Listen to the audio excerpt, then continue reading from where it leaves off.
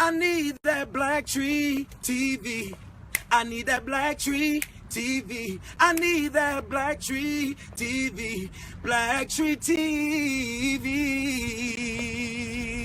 All right, Jamal Finkley, Black Tree TV. I'm honored to be here with Mr. Eriq LaSalle, who plays Sergeant Lashman in the upcoming show on Prime called On Call. Uh, and you also executive produced it. You're one of the executive producers. So thanks for taking the time. Been a fan a long time. I know you've been on the screen. Like you just celebrated your 40th year on screen. Um, and you also spent like a short amount of time as a rapper. I mean, 'cause we remember you in rapping as the character Ice. Approved by the board, you can check it. It's all legal. It's illegal, criminal, that's illegal. I've told you once, now I'm telling you twice. Don't push for a third, cause I'm not that nice. Hood tried to be polite, calm as can be. Any more interruptions, you deal with me. So your career's been filled with twists and turns from an author to a producer to director to actor. Can we take you back a little bit to after Juilliard, after you got you cut your teeth in the industry and your cast as Darryl Jenks for coming to America. Can you tell us a lot about like just that feeling of like getting into that project, and did you know from the beginning that it would be like such a classic with all those great actors in it? I don't think anyone ever knows what's going to happen. I think you hope. I mean, I've done good projects that, no one saw, and I've done mediocre projects that people saw, so you don't control that. I mean, obviously, the better the script, the better the attachments, who's the director. Eddie was the biggest star at the time. So don't get me wrong, if you're gonna play those odds in Vegas, you're gonna bet on it being something, with that, but you still never know. So you just, you show up, you do your best, and you have some fun with it, and you leave it up to whatever its fate is going to be, and every once in a while you're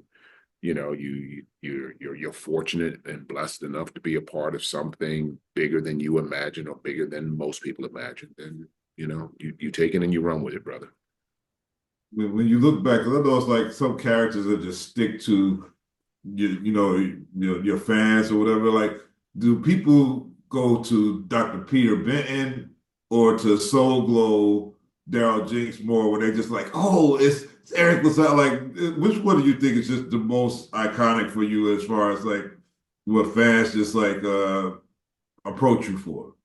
Well, I mean, I think you're blessed if you have one character that's considered iconic. You're very blessed if you end up with two. I think the trend is that I'm iconic to Black people for coming to America. I'm iconic to others for ER. So that's kind of the balance of it. Yeah. And producing, I mean, you worked with Dick Wolf he's produced so much stuff. He's definitely should have a whole block in Hollywood, not a star. But what have you learned? Because I know you did Chicago PD as a producer also. What has working with him taught you about how to create these series that stick to people, and stories that continue to grow and have a life of its own as a series? I just think, I obviously admire his business acumen, and he's a master at what he does. He's allowed me to learn from him and absorb, and he's always thinking, not just one great moment, but how do I multiply that great moment into multiple great moments, and then I'll take those multiple great moments and combine them. So when you have these crossover shows, and we used to do them on Chicago PD with Chicago Med and Chicago Fire, and now they do them with FBI, and when we talk about On Call now. The hope, of course, franchise that grows, and so I think to be able to sit back and be in close proximity to someone with that type of vision, if you're paying attention, you learn, you grow, and so I'm really, really happy to be a part of that, and see it firsthand, and hopefully On Call. Uh, definitely is set up to be able to be a franchise, and not only a franchise, but to be able to function well in other cities. This right now, the first version of it is in Long Beach, and it's really cool. But there's some other cool cities that deal with other different issues and uh, different demographics and different socioeconomic challenges. So I think that it could be really, really cool, and I think this is hopefully the first of many to be a part of this franchise, and I'm just happy to have been the director and producer, who I directed the pilot, so I was able to really shape what the show is visually and cinematically, and what the show is acting, the style of acting, and the truth and the grit, and so to be that fortunate to be in that position is a blessing. So I feel really good, and I hope to be able to do that with future versions of it, and the rest. You also spoke earlier about it that you're an author, and you wrote Laws of Depravity, Laws of Wrath, and Laws of Annihilation.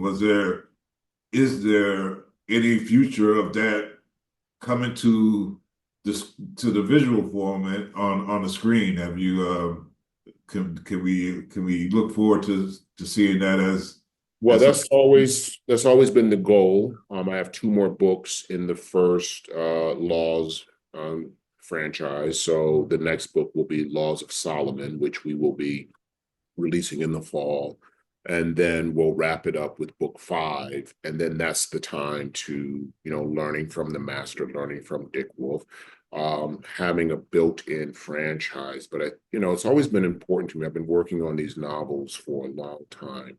And it's been super important to me for a major part of my career that we as people of color start having more ownership of the project. And so I think that no matter what happens, the question of what AI will and won't replace at some point, I think as long as you are a content provider and creator, I think there'll be some space in this, mysterious new world that we're approaching, because I don't know, AI will start creating scripts and start doing that, but I still think if you are a good content creator, then there's hope for you. So I want to be a part of that. I want to continue to create content, but I want to create franchises. Like I said, having learned and been a student of Dick Wolf's for so long, I understand the power of franchise. I understand the power of ownership, and so I've been preaching that for several years. And this has been my way of actively pursuing it with these novels. And so, like I said, I'm really, excited that, the next one comes out and then the one after that. And I've already started writing my next franchise, which has nothing to do with the first one. So in the spirit of Dick Wolf, you're always thinking ahead with a franchise mentality. That's one of my many big takeaways from him, and from being fortunate enough to be in close proximity to study what he does and how he does it. I have to ask you. Always, we have a podcast called Writer's Block where we talk to authors. But when you get to that point, if you reach a point of writer's block, like how do you get past it? What is your method of you getting stuck here, going into act three or whatever it is, and how do you get unstuck? Well, I think I know this is specifically for writers, but I think it's applicable to many other disciplines. I pride myself in being a student of the game, whatever art form I'm. There are times cinematically, like for instance, for On Call, I there were times when you're like, well, what's my visual inspiration? And so I think when you're kind of blocked on anything, I think you have to find a source of inspiration. I think with writer's block, I read a lot. You don't read, you don't write. Uh, and so many people have said that, many of the great writers have said that. And so sometimes when I'm blocked, I can just let go and absorb new information. Well, that's the same thing for me visually. Like, I'm shooting something right now in New York. I go back, I start studying. I'm like, I want, I'm looking at stylistically, I want this visual palette to be like Sicario. I want it to be like, so you look at the influences.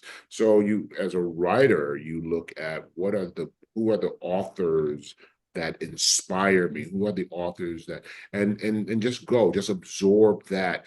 And sooner or later, sometimes for me, it might just be a line. It might be just one phrasing that makes me go, oh man, that was such a great line. I got to get back to writing. Sometimes it might take a couple of days for me to really kind of lose myself and be frustrated. But my answer to all of this is inspiration frees us up, whether it's visual art, like I said, I looked at things for all, and then here's the cool thing is when you get to a point where maybe you become the inspiration for fellow artists, when fellow authors are reading my book and they're getting inspired to go back and do their book, when fellow directors are looking at On Call and what we were able to do creatively with that, and go, oh wow, I want to do that. So that's, you go from, you never know when your student necessarily, when a student becomes a teacher, and even as a teacher, go back to being a student. So I live in this cycle of being teacher and student and teacher. But that's what to me gets me through writer's block, visual block. All of it to me is similar. And last question. You've had the opportunity to work with the late Robin Williams, the late John Amos, the late James Earl Jones, late Cicely Tyson. I mean, when you look back, like how does it feel to be able to share the screen with those amazing stars of the screen that like whose art will live on forever with you, alongside of them? Well, I think that, there's the old saying, be careful sometimes of meeting your heroes because they'll only let you down. I can say that with everyone that you name, uh, they were, it was even better meeting them in person than what their legacy had been, what their, reputation had been of being these great artists. James Earl Jones being in some ways the most significant because I started a relationship with him. I was fortunate enough to when I was in school in college, I went to go see him Broadway because I was doing a play by the same author, South African author by the name of Otto Fugard. He was doing Master Harold and the Boys on Broadway. I was doing a play called Statements After an Arrest. And so I started that relationship with him. Uh, he came and saw me I was at NY, graduating NYU at the time, in tiny little room. And then coming to America, of course. And then I cast him in the first film that I directed called Rebound for HBO. So I had a really long story. Cicely Tyson and I, she played my grandmother in one project. She played my mother in one project. Robin Williams was so amazing because you thought you were going to get like this crazy, zany, character, man. And he was so grounded. And, when we were doing 1 hour photo, he was so grounded and so accessible and so kind and cool. John Amos was just fun. John Amos, I mean, you grew up to him, he was the epitome of a blue collar, hardworking Black father. So you had that, and he was just what you saw: cool, kind, relatable. And just that he was that Black father from the hood, you know what I mean? And so I've been fortunate and blessed to like I said, not only meet these people, but the fact that they exceeded even expectations of what I thought they might be. Thank you for your time. It was a great interviewing you. I can't wait till everybody gets to see you on call. I've watched all 8 episodes and I love it. Can't wait till it branches out to whatever it's gonna become. And I'm looking forward to your next books, man. Make sure we get you on writer's block so we can talk about book 4 and 5 in the new series.